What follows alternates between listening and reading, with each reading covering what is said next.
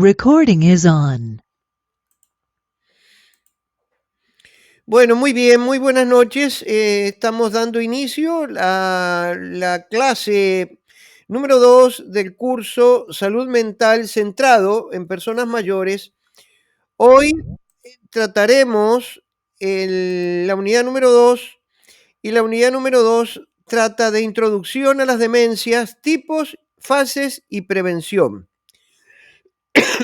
Disculpen que estoy con problemas respiratorios, entonces voy a tratar de no gritar demasiado de tal manera de que no tenga que estar tosiendo a cada rato. Así que bueno, vamos a iniciar. Esta unidad tiene como objetivo brindar a los estudiantes un conocimiento sólido, humano y actualizado sobre las principales enfermedades que causan demencia, sus características y evolución, diferenciándolas de los trastornos psiquiátricos más comunes. Además, analizar críticamente los prejuicios sociales sobre la realidad entre salud mental y violencia, con el fin de promover una atención basada en la dignidad y el respeto. Lo que pretendemos aquí es esencialmente tener conocimiento general de las diversas demencias, cuáles son las enfermedades en el fondo que las generan y también ir revirtiendo, como decíamos, un prejuicio o mitos que se generan alrededor de la demencia, con todos los temores y todo lo que muchas veces nos hace discriminar. Al tener desconocimiento de cómo funcionan las diversas enfermedades, cómo se acentúan, cuáles son sus diagnósticos, cuáles serían sus formas de prevención, cuáles serían sus formas de atención. Y al desconocer todo esto, en general se liga o se vincula a las demencias con la violencia, cosa que no es así. Entonces, uno de los puntos que trataremos en el día de hoy va a ser este, tal vez hacia el final. Por otra parte, el perfil de salida, en este caso de ustedes que están observando esta, esta clase, a partir de interiorizarse en estas horas que vamos a estar trabajando con los materiales y demás, van a adquirir conocimientos que permitan comprender qué es el síndrome demencial y distinguirlo de otras condiciones psiquiátricas. No todas las demencias tienen base psiquiátrica. Reconocer las principales enfermedades que causan demencia, sus características clínicas, evolución y diferencias entre sí, van a poder identificar las fases de deterioro cognitivo y los principales factores de riesgo y protección. Van a poder diferenciar trastornos psiquiátricos frecuentes en personas mayores como depresión, ansiedad, trastorno bipolar, esquizofrenia, y analizar críticamente los prejuicios, como decíamos, sociales en torno a la relación entre salud mental y violencia. Como habilidades van a poder aplicar criterios básicos para distinguir entre la demencia y otras alternativas a otras alteraciones mentales, participar activamente en acciones de prevención desde su rol, ya sea personal, profesional o comunitario, comunicar con claridad conceptos fundamentales sobre envejecimiento, demencia y salud mental a otros como familiares, cuidadores y compañeros, y desde lo actitudinal, promover una mirada empática, es decir, que tome la postura del otro, que sea respetuosa, que sea desestigmatizante, que no nos lleve a la discriminación hacia las personas con demencia y a trastornos psiquiátricos, comprometerse con la defensa de los derechos, la dignidad y la inclusión de las personas mayores con deterioro cognitivo y rechazar los estereotipos que vinculan salud mental y violencia sin fundamento científico. Es justamente ese, es decir, todo lo que nosotros estamos haciendo, todo lo que nosotros debemos de generar, tiene que tener una base científica, tiene que tener un conocimiento y no nos podemos mover por habladurías o por comentarios. Por eso que, así como hablábamos fuera de la clase, cuando a nosotros nos llegan, sobre todo cuando estamos en hogares o cuando accedemos al cuidado de alguna persona mayor, es importante que inmediatamente nos apoyemos en los materiales, los elementos que hacen a su historia clínica, que sirven como para saber de qué se trata, acceder a las recetas, acceder a los diagnósticos que nos faciliten los profesionales, no porque el pariente nos dijo de que a lo mejor esa persona pudo tener, sino que cerciorarnos de que eso no sea simplemente un comentario y basarnos siempre en datos, en elementos comprobables y certeros. Por eso que cuando accede una persona al hogar o vamos a acceder a un cuidado, ya sea domiciliario, tenemos que inmediatamente solicitar su historia clínica y solicitar sus antecedentes, ¿sí? Después, la historia que tiene que ver con la persona, si no la podemos recabar de las personas que son sus vínculos, como familiares y demás, la iremos construyendo. Es importante construir la otra historia, que es la historia de vida. Tal vez tan importante como la historia clínica, porque muchas veces nos basamos exclusivamente en los antecedentes clínicos, por otra parte también, pero resulta ser que desconocemos plenamente a la persona porque no logramos tener un buen contacto con ella, no sabemos de qué, de dónde viene, cuáles han sido sus emociones a lo largo de la vida, cuáles han sido sus penurias, cuáles han sido sus alegrías, cuáles fueron sus proyectos, cuáles fueron sus sueños, cuáles fueron sus desdichas y cuáles son sus vínculos y cómo actúa en vinculación con sus seres queridos, o si tiene un entorno de familia, si tiene un entorno de amigos, si en la comunidad la respalda. Es decir, todo eso que hace a la historia de vida es lo que iremos construyendo nosotros a lo largo del contacto que nosotros logremos tener con esa persona, ¿no? Perdón, y será algo de construcción. En definitiva, será algo de construcción, ¿no?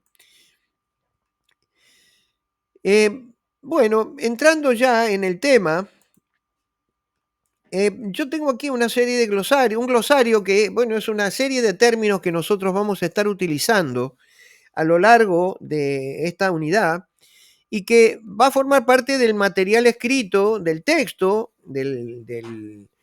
que ustedes van a tener, del folder que ustedes van a tener escrito, y habla de, bueno, lo que es el síndrome, de lo que es lo neurocognitivo, lo neuropatológico, qué son las neuronas. Y bueno, iremos hablando en definitiva a medida que van apareciendo los términos, ¿no? Pero ustedes lo van a tener de tal manera de que puedan afirmarse en esos conceptos y que por otra parte puedan ir familiarizándose con estos temas, ¿no? Así que bien, ¿qué es la demencia, no? Bueno, el término demencia en realidad describe un conjunto de síntomas que son causados por diversas enfermedades que afectan el cerebro.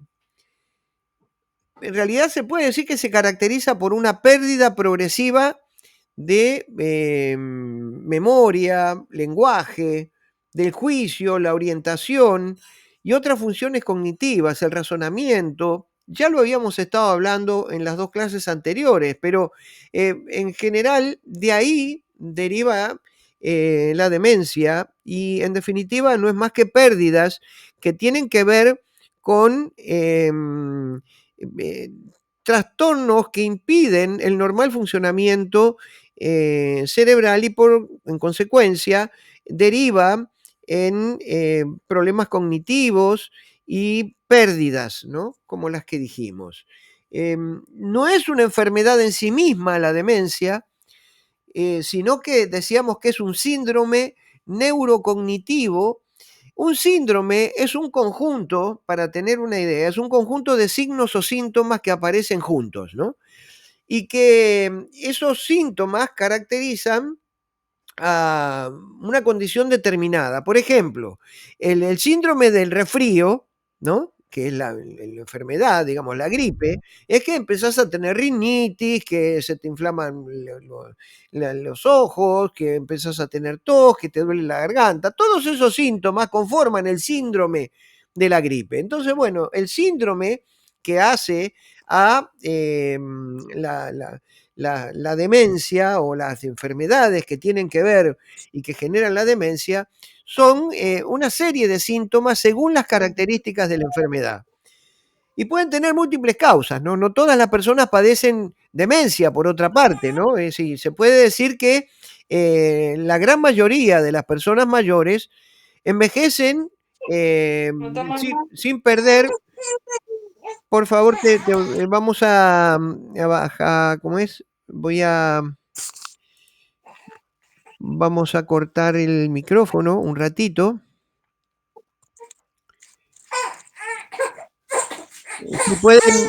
Si pueden cortar el micrófono un segundito, por favor.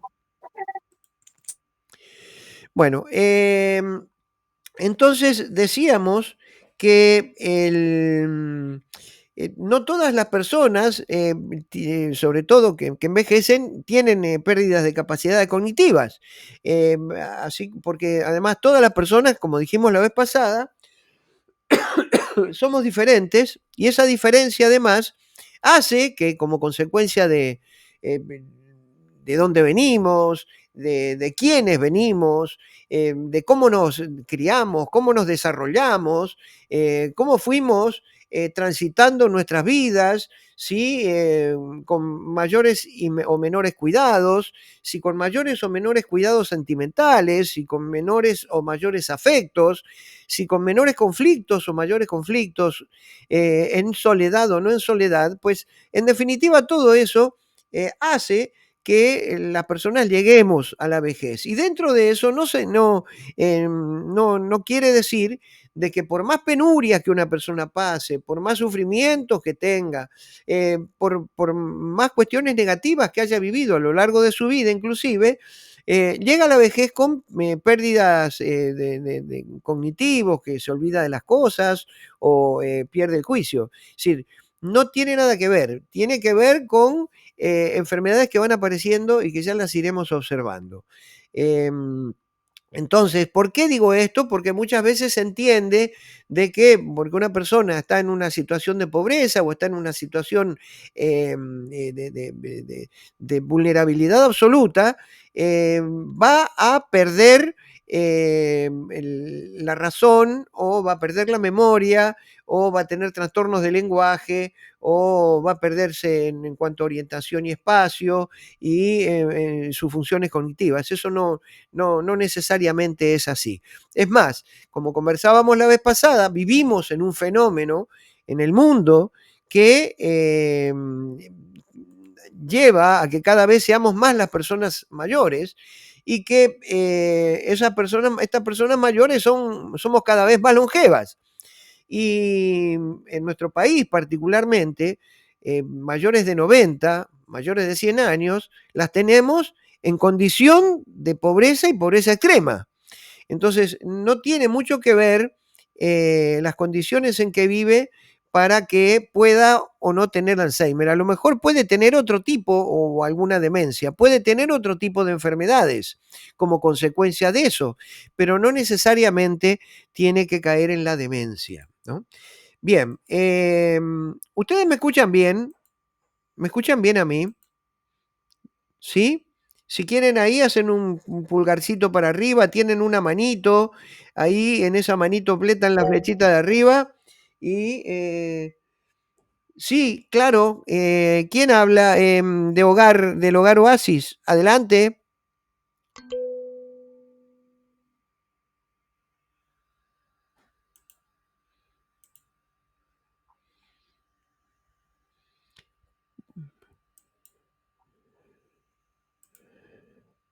Hola, ¿podés hablar?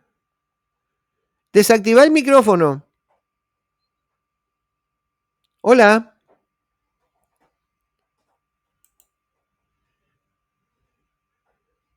Hola.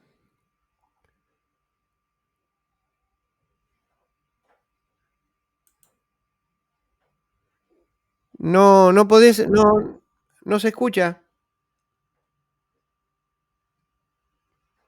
Ah, que se escucha. Ah, bueno, está bien. De todas formas pueden desbloquear el teléfono, el micrófono para poder hablar, ¿eh? Ah, no podés activar el micrófono. Qué raro. Yo estoy viendo a ver qué es lo que.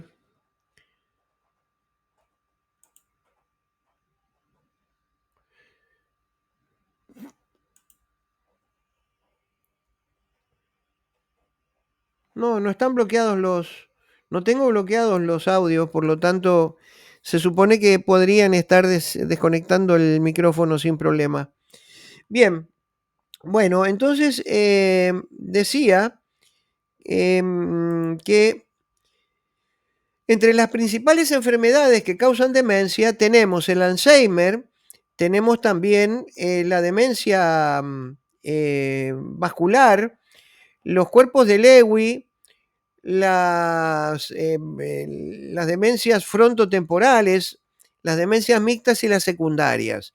Ahora estaremos viendo una por una para poder discernir de qué se trata. Eh, Vamos a tratar del tema del Alzheimer, que es una enfermedad la más común en realidad de las demencias, no solamente la más común, sino además es dentro del número de demencias que existen, el mayor número de demencias es de Alzheimer. Y no solamente afecta a personas mayores, estamos teniendo casos de entre 50 y 55 años. Es como que cada vez está adelantándose más en el tiempo. ¿Y cómo se presenta esta enfermedad? Afecta primero la memoria reciente, luego afecta el lenguaje, la orientación, el pensamiento, la forma de razonar, la conducta, es decir, el comportamiento. ¿Y cuál es la causa de esta enfermedad? La causa es que entre las neuronas, que son el hilo conductor de toda la información que nuestro cerebro emite al resto del cuerpo y que interviene no solamente en los movimientos de todos los órganos o en el funcionamiento de todos los órganos, sino también en lo sensitivo, en todo lo que tiene que ver con nuestros sentidos, lo que tiene que ver el sabor, lo que tiene que ver con el olfato, lo que tiene que ver con la audición, lo que tiene que ver con el habla, lo que tiene que ver con, bueno, pues todos, el tacto, ¿no? Todo parte de las cadenas neuronales que están insertas en el cerebro. Ahora iremos viendo cómo funciona. Pero lo cierto es que entre neurona y neurona se va acumulando una sustancia, dos sustancias en realidad, que son las placas de beta amiloide o también ovillos de proteínas, tau, que son elementos extraños que se concentran entre las neuronas y en el caso de las proteínas tau dentro de la neurona en sí, y que impiden su normal funcionamiento en cuanto a la transmisión. Es como que se corta la transmisión, se corta la comunicación, se corta la corriente eléctrica o la corriente de química que puede existir entre unas y otras como transmisores, y entonces se empiezan a degradar y mueren. Y eso hace de que en la medida en que estas neuronas van dejando de funcionar adecuadamente, eh, pues se van perdiendo, ahí aparecen las pérdidas de las que hablábamos, ¿no? Esto es una evolución lenta, el Alzheimer tiene una evolución lenta, pero es progresiva. Hoy podemos decir que el Alzheimer es una enfermedad que se puede prevenir con actividades de desarrollo cognitivo, se puede tratar cuando ya está desarrollada, pero no se puede curar. Y cuando no, cuando ya está instalado, pues entonces su desarrollo es progresivo y se va a enlentecer o no de acuerdo a la medicación acertada que eventualmente se esté medicando a los efectos de impedir de que esas placas y esos ovillos de proteínas se generen con mayor rapidez. Entonces, esa es la realidad que tenemos con el Alzheimer. Hasta el día de hoy, si bien tenemos el caso de la terrible guerra que estamos viviendo en Medio Oriente, donde se gastan millones y millones de dólares por misil en prevenciones antiaéreas y enorme cantidad de... No se invierte, pues se invierte tanto para la destrucción, paralelamente no se invierte tanto para la protección de la humanidad y para la vida. Entonces, enfermedades como el Alzheimer, como el cáncer de útero, de próstata, o enfermedades como el SIDA, y otros tipos de enfermedades no se resuelven en el tiempo tan rápido como crece la tecnología para la destrucción. Y esas inversiones que algunos hacen para el mal, al fin y al cabo, los seres humanos seguimos transitando, consumiendo elementos farmacológicos, fármacos, para mantenernos o cuidarnos, para el crecimiento de los bolsillos de los laboratorios, pero no para nuestras curas. Entonces, bueno, esa es una realidad que es parte de la realidad del mundo. Pero lo cierto es que eso sucede y eso no lo podemos negar y eso forma parte de nuestra vida cotidiana. Entonces, estas placas que nosotros estamos mencionando son dos características neuropatológicas que son distintivas de la enfermedad del Alzheimer y se instalan en zonas específicas del cerebro. Afectan funciones claves como la memoria, dijimos, el lenguaje y la orientación. ¿Dónde es que se instalan? Son depositarias, son depósitos anormales, digo, de una proteína que se inserta entre las neuronas, así como dijimos, ¿no? Y se localiza especialmente en el hipocampo, que es una estructura fundamental para la memoria reciente, y en la corteza cerebral, sobre todo en regiones asociadas al lenguaje, el juicio, el pensamiento. Estas placas interfieren en la comunicación entre neuronas y activan una respuesta inflamatoria que daña el tejido cerebral. Entonces, las placas se insertan entre neuronas y los ovillos neurofibrilares de la proteína tau son acumulaciones anormales de esta proteína tau, pero dentro de... las neuronas tienen dentro de su estructura como un cilindrito que se llama microtúbulos dentro mismo de la neurona y esta proteína se instala ahí adentro y hace de que la neurona no se desarrolle en forma normal. Entonces, eso es lo que hace que al fin y al cabo se vaya degradando. ¿Cuáles son las lesiones que se producen? La muerte progresiva de las neuronas y la pérdida de esa unidad entre neuronas que hacen al vínculo de comunicación y de tránsito de la información, así como también los vínculos que se producen entre las neuronas y células de los tejidos. ¿eh? Porque las neuronas se alinean también con células de los tejidos para la generación del movimiento, entre otras cosas. Hablando rápidamente y para no complicarnos demasiado con cuestiones biológicas, que en el apunte lo vamos a tener con más detenimiento, pero que no hacen no hacen a nosotros, porque no somos médicos, pero sí es importante que entendamos cómo funciona y que entendamos qué es lo que se va atrofiando, ¿no? En definitiva, la generación del crecimiento de estas proteínas y de estos nudos que se van insertando en las neuronas, van generando no solamente la degradación de las neuronas en sí, sino que van achicando en volumen también el cerebro. Al no funcionar adecuadamente, la plástica que tiene el cerebro va perdiendo la motricidad adecuada y en consecuencia se va degradando también y se va achicando, ¿no? Y en el achicamiento, estamos hablando a medida que va progresando hacia los finales, cada vez las funciones cerebrales son menores, ¿no? Entonces, ¿qué es el hipocampo? Que hablábamos antes del hipocampo. Es una estructura cerebral eh, que tiene que ver con esto y que está ubicada en la parte interna del lóbulo temporal. Yo quiero mencionar, como vamos a hablar aquí de lóbulos temporales, lóbulos parentales, para tener una idea, estamos hablando de la masa cerebral. Y ubicándonos en la masa cerebral, tenemos el lóbulo frontal, que es la parte anterior al cerebro, que está en nuestra frente.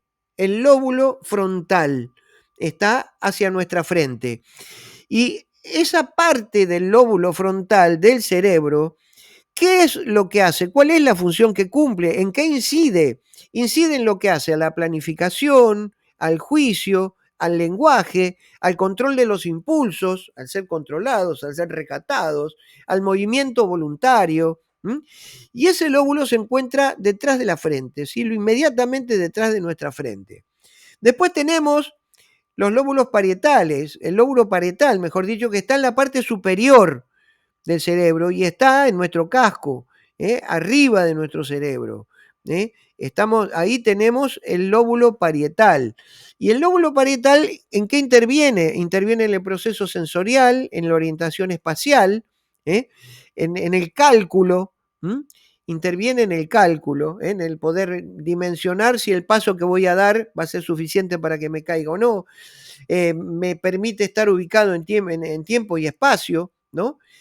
Eso es lo que esa parte del lóbulo, de esa parte de la masa cerebral se ocupa. Dentro de esa masa están las neuronas y está todo el sistema de información eh, que genera que eso suceda.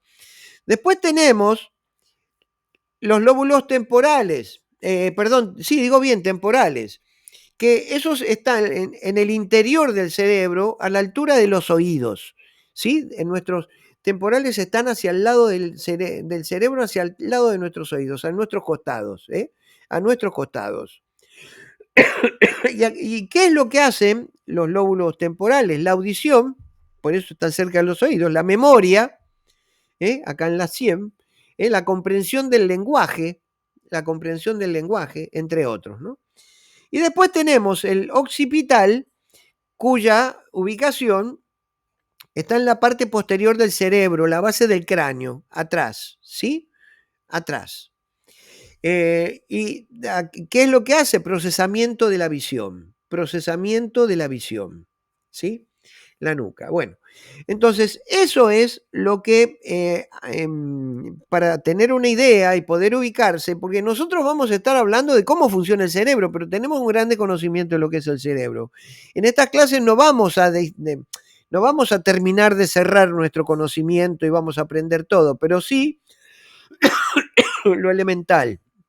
Bien, bueno, entonces, en el contexto con el Alzheimer, en etapas avanzadas de la demencia, la corteza cerebral decimos que se atrofia, especialmente en los lóbulos temporales y parietales, ¿sí? Y parietales.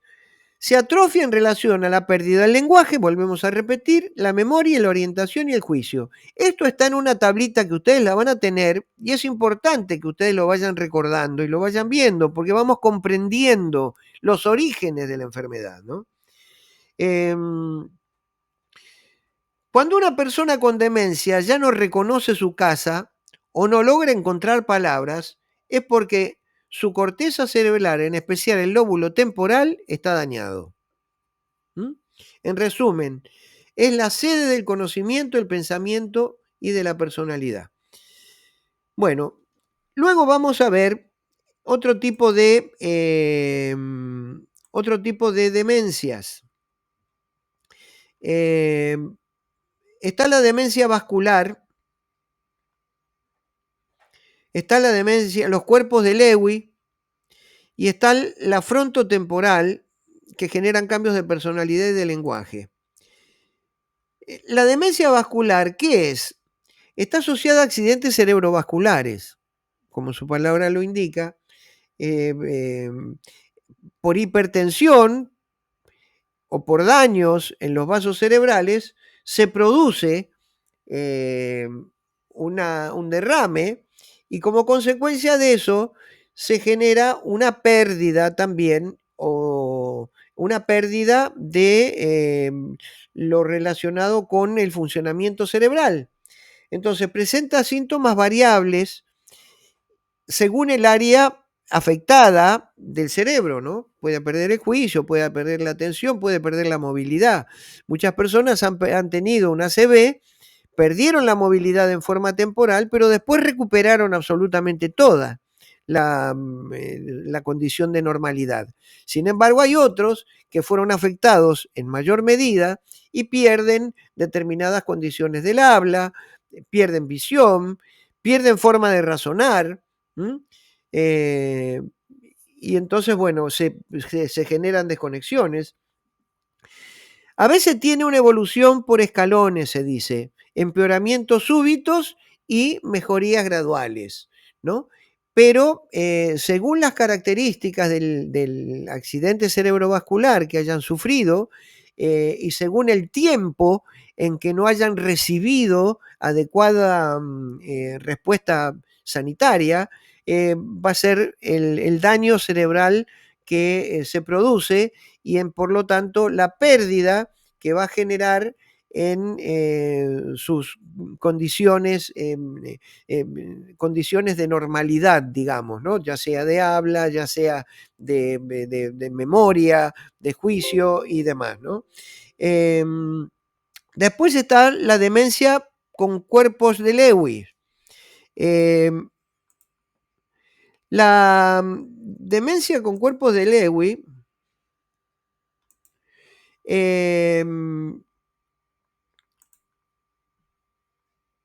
espera que. Ahí está. ¿Qué es lo que causa? Los cuerpos de Lewy en realidad son depósitos anormales de proteínas también que se acumulan dentro de las neuronas, pero principalmente compuestos por una sustancia que se llama sinucleína, que lo que genera son dos tipos de enfermedades neurodegenerativas. La enfermedad de Parkinson es una, que ustedes habrán visto que después la vamos a estar observando con más detenimiento ya en una segunda etapa, que en realidad comienza con temblores y luego va avanzando con un deterioro general eh, de las funciones generales del cuerpo humano. Por lo tanto, son enfermedades que son neurodegenerativas, porque esos cuerpos de Lewis, esas proteínas también se insertan dentro de las neuronas y van generando determinadas pérdidas. Y por ende, van transformándose en un déficit mental. De ahí viene la palabra demencia, que se van generando déficit mentales, déficit de desarrollo cerebral, acompañado de pérdidas de funcionalidad y sensitivas también eventualmente.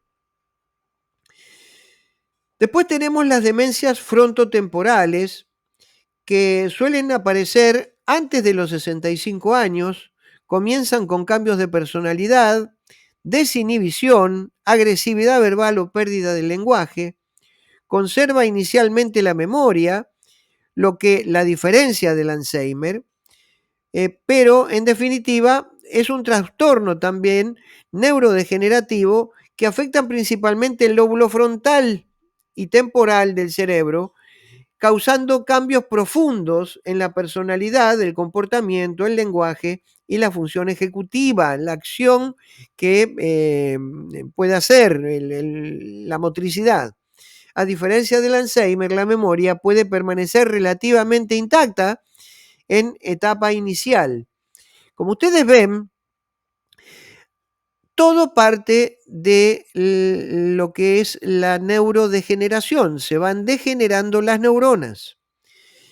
Por una u otra sustancia, las neuronas van perdiendo su capacidad de transmisión de información y por lo tanto se van degradando y van generando, según dónde se localicen, porque las neuronas vimos que están localizadas en distintos lóbulos, ¿no?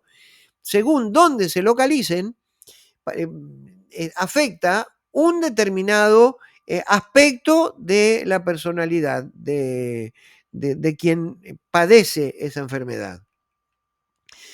Bien.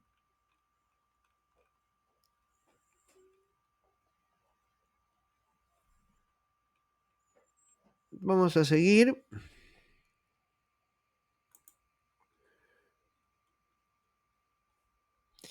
Las demencias mixtas. Bien, ¿qué son las demencias mixtas? Las demencias mixtas son una combinación entre enfermedades neurodegenerativas. Entonces, una persona puede tener Alzheimer y también puede tener una enfermedad vascular. Es decir, puede tener Alzheimer y puede tener un accidente cerebrovascular y por ende se ve afectada por dos tipos de afecciones que degradan sus neuronas. Entonces se producen este tipo de enfermedades y presentan síntomas variados, pero fundamentalmente se presentan en personas mayores de 80 años. La demencia mixta es un diagnóstico que indica la presencia de más de una causa patológica, como decimos, en el cerebro de un paciente con demencia, siendo la combinación más frecuente el Alzheimer más enfermedad vascular. Esto representa hasta un 30% de los casos de demencias en personas adultas mayores. Nosotros dijimos que aproximadamente del total de personas con demencia, entre un 65 y un 70% padece Alzheimer.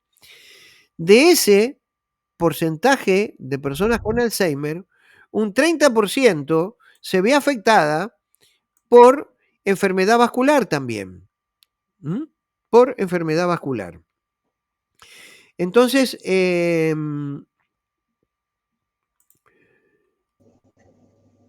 ¿cuáles son las causas y la fisiopatología?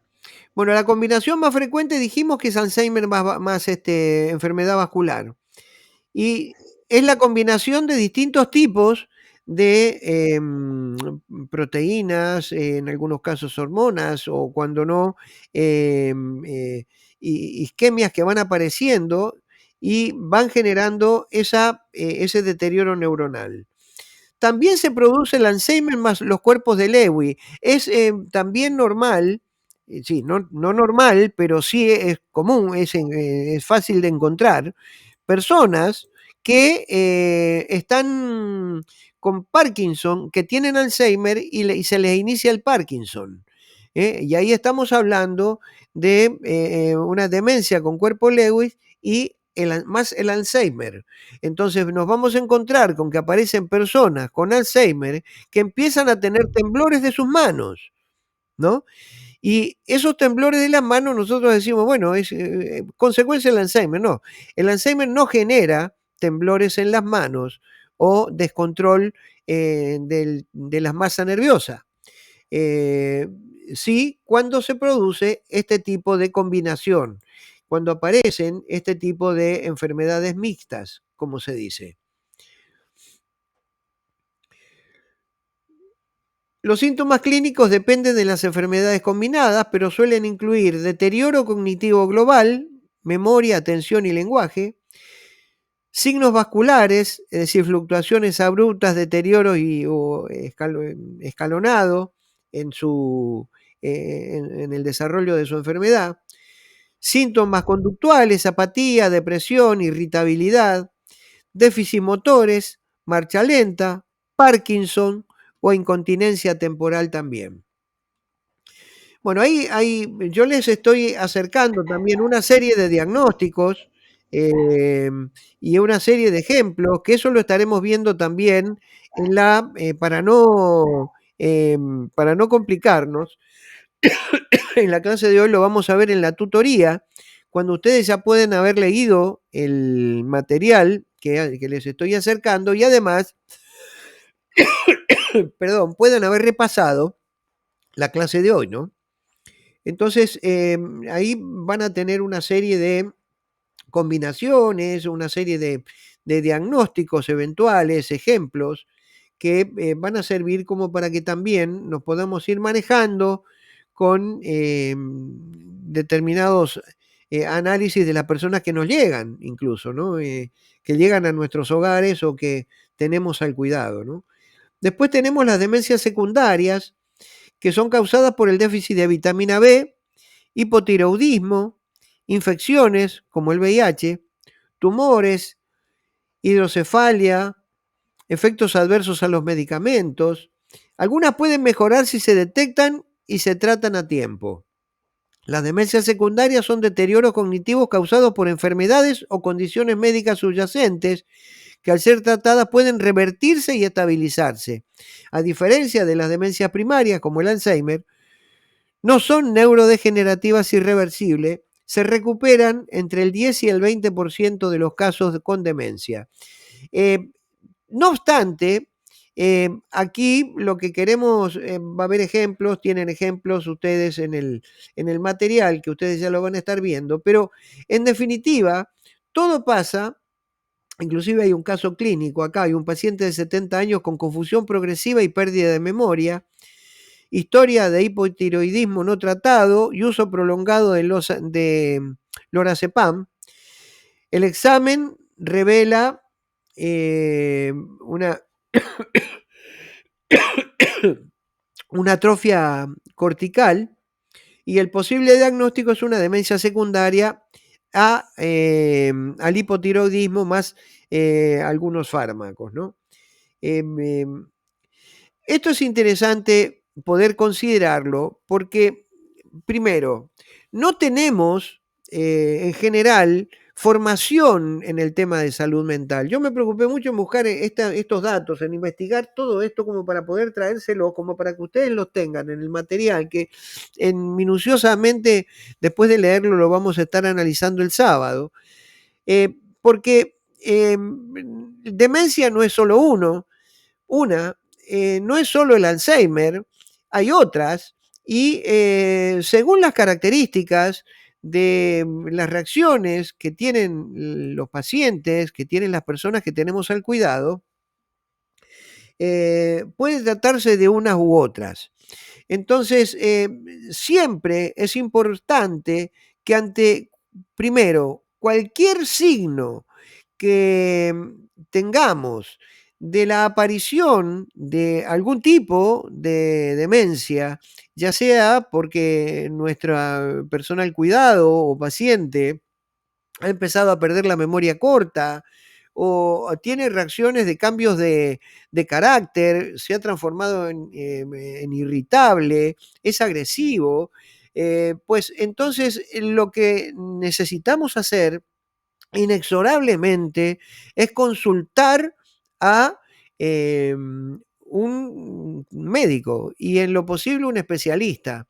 ¿Cuál es la línea? La línea es médico de familia, si tenemos, geriatra sería lo ideal si estamos hablando de personas mayores, con una derivación a un neurólogo, con una derivación a un psiquiatra, eventualmente, que nos puedan ir dando, sobre la base de los estudios, diagnósticos acertados acerca de la patología que la persona tiene. Entonces, y que esos primeros signos son vitales, porque esos primeros signos le pueden salvar la vida a una persona, y podemos revertir situaciones de demencia, si es que en realidad actuamos a tiempo, ¿no? Por lo menos, si no podemos ayudar a la cura, porque tenemos enfermedades como el Alzheimer que no curan, por lo menos garantizar de que se pueda ir deteniendo y que pueda seguir teniendo calidad de vida la persona con la que estamos. Y una vez que contamos con los primeros síntomas, empezar a trabajar en la prevención, que ya lo estaremos viendo y que tiene que ver fundamentalmente con acciones que vayan a su desarrollo cognitivo, ¿no? Bien, entonces eh, vamos a pasar, ahora nos vamos a ir a bueno, ¿cuáles son las fases de la demencia, no? Em, ¿Cuáles son las fases de la demencia? Em, También según las características de las enfermedades. Tenemos una fase inicial donde se van produciendo olvidos frecuentes, dificultad para recordar nombres o citas, ¿no? O palabras, ¿sí? Cambios en el humor y la personalidad, pérdida de interés en actividades habituales, ¿no?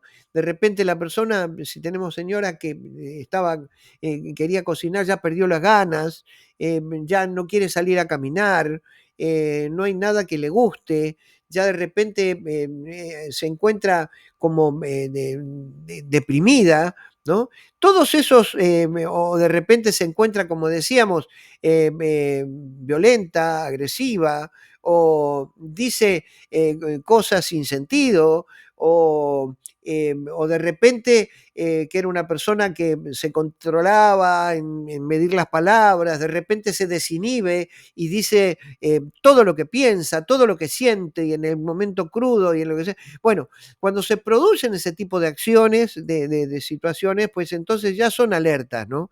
Por eso que es imprescindible que podamos conocer profundamente a la persona que tenemos al cuidado, ¿no? Y que sea parte de la preocupación el poder descubrirla a esa persona y sumar esas hojas de conocimiento, como decíamos al principio, a esas hojas de vida, a las hojas de su historia clínica, ¿no? Para poder incluso considerar si esos son rasgos comunes o en realidad se están produciendo situaciones anormales, ¿no? La fase intermedia se produce una mayor desorientación, incluso se pierde en lugares conocidos, dentro de su misma casa, ya de repente está en la habitación, pero no se encuentra en la habitación, es como que se perdió, o va al baño y ya no sabe cómo volver porque de repente se perdió, se desconectó. Se producen problemas con el lenguaje y el razonamiento, ya empieza a tener dificultades en el hablar, en el expresarse y también eh, en el razonar, cosa que impide hasta en la duda para tomar un pan, ¿no? O tomar una taza, porque de repente le cuesta hasta combinar los movimientos para llegar al asa de una taza, ¿no? Dependencia creciente a las actividades de la vida diaria, ¿no? Se produce una dependencia hacia las personas que están cerca ya y que no puede, no puede hacer nada en su vida diaria, ¿no? Fase avanzada, se produce una incapacidad para reconocer a los familiares, dificultad para caminar y tragar, ¿no? O comunicarse, requiere cuidado total. Si cuando se olvida, cuando de repente no puede tragar, varios factores se juntan, ¿no? Una que ya no coordina y ya no se acuerda de cómo, ¿no? Ya no sabe, ha perdido hasta el ejercicio, ¿no? la secuencia de cómo tragar. Entonces, de repente se encuentra con la comida en la boca y no sabe cómo hacer, ¿no? Cuando no, porque siente dolor, pero en general, cuando se produce esa situación, es producto ya de que incluso hasta su motricidad ya de todo el sistema digestivo se va deteriorando aceleradamente y entonces está en el proceso final. Como siempre decimos, cuando hablamos de salud, hablamos de 3 etapas, ¿no? Una es la etapa de la prevención, otra es la etapa de la cura y otra es la etapa paliativa. Otra es la etapa del acompañamiento y de la búsqueda de estar al lado de la persona para acompañarla en sus momentos finales y cubrir sus necesidades espirituales y afectivas, ¿no?